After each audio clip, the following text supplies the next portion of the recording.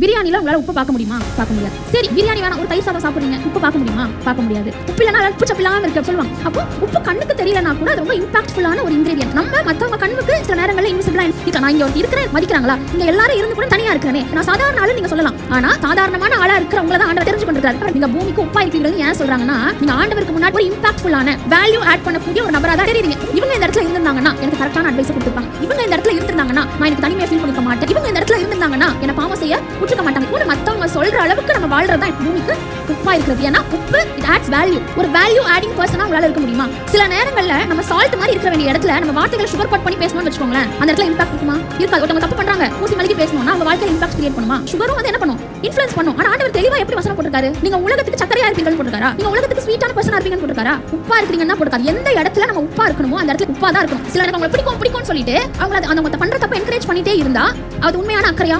உண்மையாவே உங்களால அக்கறை கொண்டிருக்கிறவங்க உங்களை கரெக்டான விதத்துல இன்ஃப்ளூயன்ஸ் பண்ணுவாங்க. ஏன் இந்த பர்சன் எனக்கு பிடிக்கும், இந்த பர்சன் பரலோகத்துக்கு வரலனா என்னால என்ன பண்ண முடியாது? தாங்கிக் கொள்ள முடியாது. இந்த பர்சன் நரகத்துக்கு போயிட்டாங்கன்னா என்னால என்ன பண்ண முடியாது? தாங்கிக் கொள்ள முடியாதுன்ற அக்கறை இருந்துச்சு அப்படின்னா நம்ம அவங்களுக்கு தவறான காரியங்களை என்கரேஜ் பண்ண மாட்டோம். ஒரு காயம் ஆயிடுச்சுன்னா உப்பு போட்டு என்ன பண்ணுங்க, க்ளீன் பண்ணுங்கன்னு சொல்லுவாங்க. தொண்டை கட்டிக்கிச்சுன்னா என்ன சொல்லுவாங்க? உப்பு போட்டு காகல் பண்ணுங்க அப்படின்னு சொல்லுவாங்க. ஏன்? அதுக்கு கிட்ட ஒரு கிளீனிங் ப்ராப்பர்ட்டி இருக்கு, அதுக்கு ஒரு ஹீலிங் ப்ராப்பர்ட்டி இருக்கு. உப்பு என்ன பண்ணும்னா காயத்தை க்ளீன் பண்ணும், இன்ஃபெக்ஷன் ஆகாம தடுக்கும். அப்போ நம்ம மற்ற மனுஷங்களுக்கு உப்பா இருக்கணும்னா என்ன அர்த்தம்? நம்ம உப்பா இருந்து அவங்களோட காயங்களை என்ன பண்ணணும்? க்ளீன் பண்ணணும். நம்ம உப்பா இருந்து அவங்களுக்கு ஒரு பிரச்சனை வராம அவங்க ஒரு பிரச்சனையில போய் மாட்டிக்காம தடுக்க நாம பண்ணணும். உப்பு தன்னோட எசன்ஸ் இழந்துருச்சு அப்படின்னா அது யூஸ்லெஸ்ஸா தான் என்ன ஆயிடும்? போயிடும்.